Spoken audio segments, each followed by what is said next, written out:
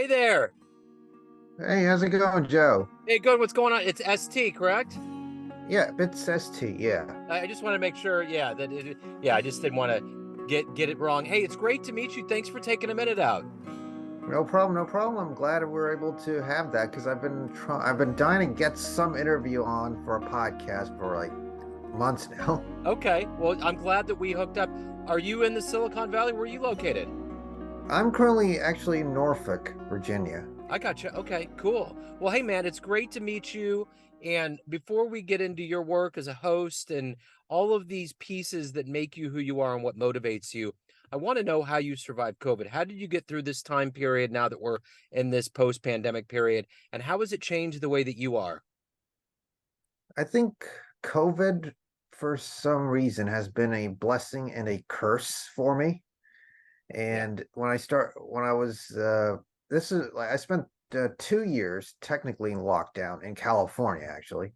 So this whole road trip that I'm doing right now, like I'm actually originally from California. I've been on a road trip for the past like several months now. I've been to Ohio. Now I'm currently in Norfolk, Virginia. But the last 2 to 3 years, I've been stuck. I've been in California, locked in my house. And yeah, what I've been doing was just trying to basically reset my career in a way. Like that's kind of where I got into more of. I switched my career from marketing into like technology side of things, and I've started my podcast last year, which is focused on interviewing visionaries and looking and seeing how they're able to make an impact with what they're building. And also I'm writing a book. I'm getting that book published in September. Right on. So it has to feel good to travel, huh? Yeah, it's a liberating experience. Yeah. I can't imagine being stuck at home and being there for too long. I think it was just more like that. I need to spend these last 8 to 8 months just going through a very therapeutic release. Yeah, for sure. So let's get to the essence of what you do for a living. I'm going to put you in front of a bunch of third graders at a career day. One of the kids Yeah. looks up and says, "Hey, what do you do for a living?" How do you answer that child?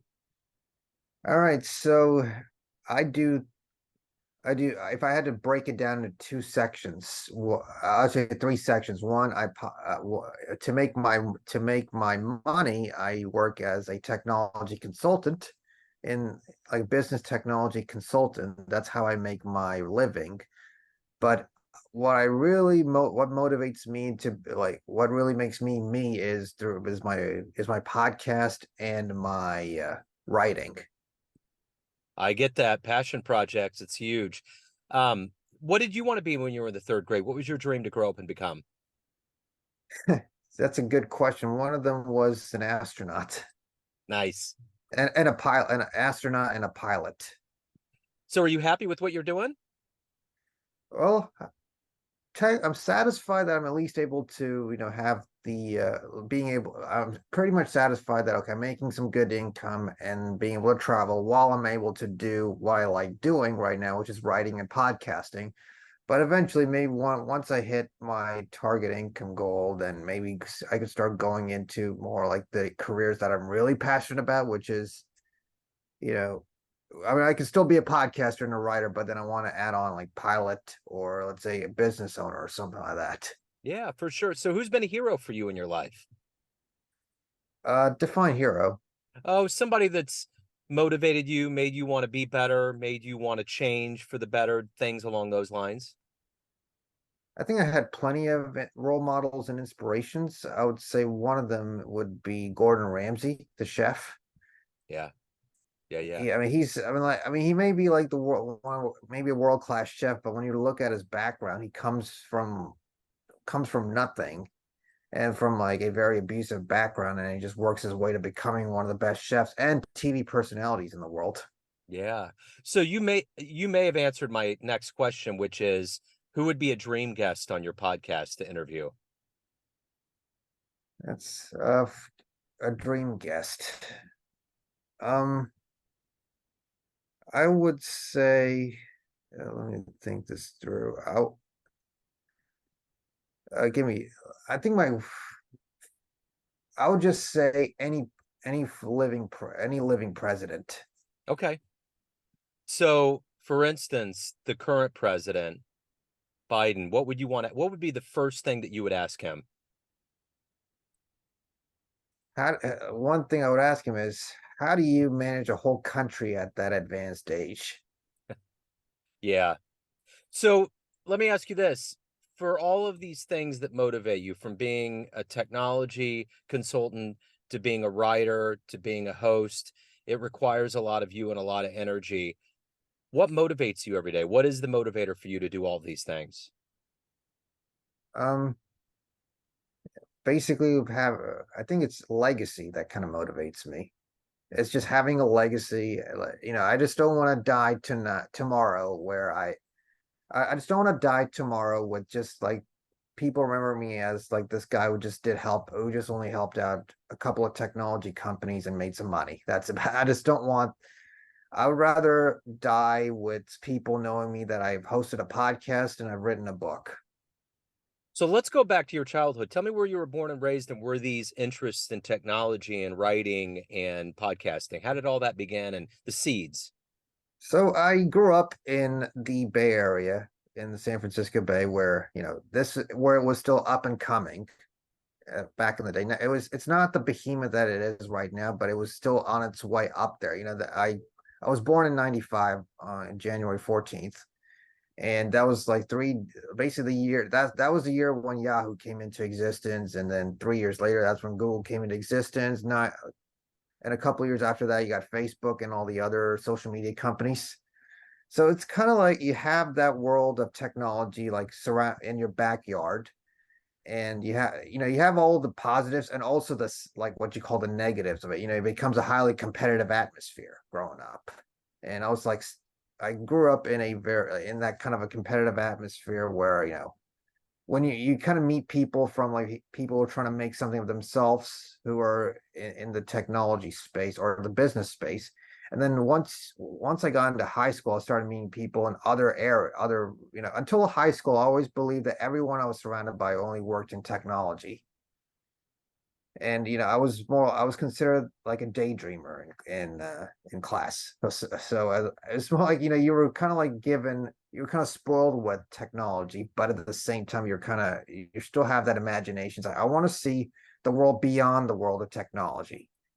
So once I got into high school, I started interacting with people who had different career professions, whose parents had different careers altogether, and it's like gave me that holistic understanding of the world that's around me. Because the world cannot be in this one bubble, one technological bubble.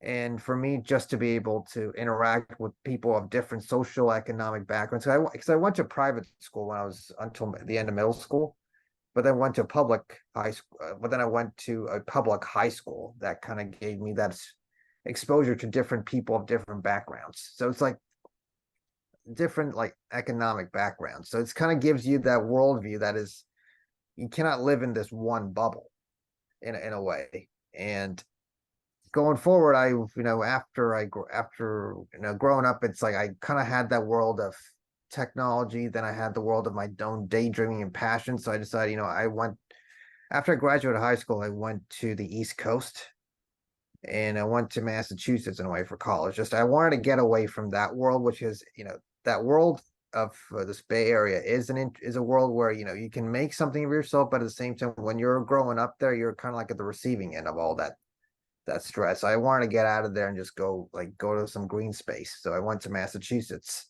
like not in the Boston area, but I went to like this place called Amherst, Yeah. and that's where I spent 4 years there, and I kind of developed a side of me where I started having that idyllic side of me coming out of it. So yeah, that's I know I'm giving you a lot of information right there. That's okay. So as a technology guy, who do you prefer? Bill Gates or Steve Jobs? Steve Jobs all through and through because I mean he's an original thinker. That's Yeah. kind of what that I always admire that part of him. So if you could witness any event in human history firsthand, what would you have loved to have seen? The moon landing Yeah, that would be cool. That would and that all would that would wrap up that conspiracy theory. Yeah, the moon. Well, people say the Earth is flat, but I believe that the moon landing was real. And even though it just, even though there is footage that where they were, there was footage somewhere that Neil Armstrong made that first landing on the moon. And I think another one I wanted to I think a couple of his events in history I want to witness is the Civil War, and also the Civil War, the Revolutionary War, and also World War II. Yeah, that's a lot of stuff for sure. So let me ask you this. Everyone out there has a perception of you, family, friends, your clients, colleagues, but you're in control of things. What's your perception of yourself? Who do you think you are? I I consider myself a guy with a massive imagination.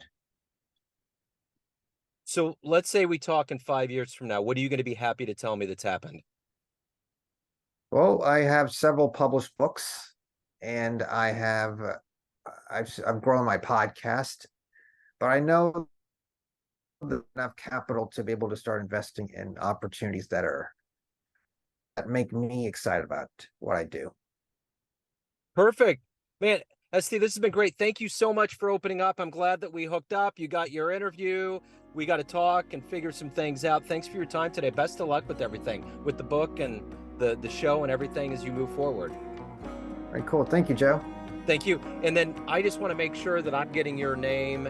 How do you pronounce it correctly so I get it right? It's ST Tangirala.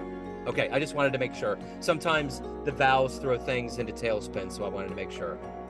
Yeah. Okay, cool, man. ST, thank you. Best of luck with everything. All right. Thank you. Thank you. Take care.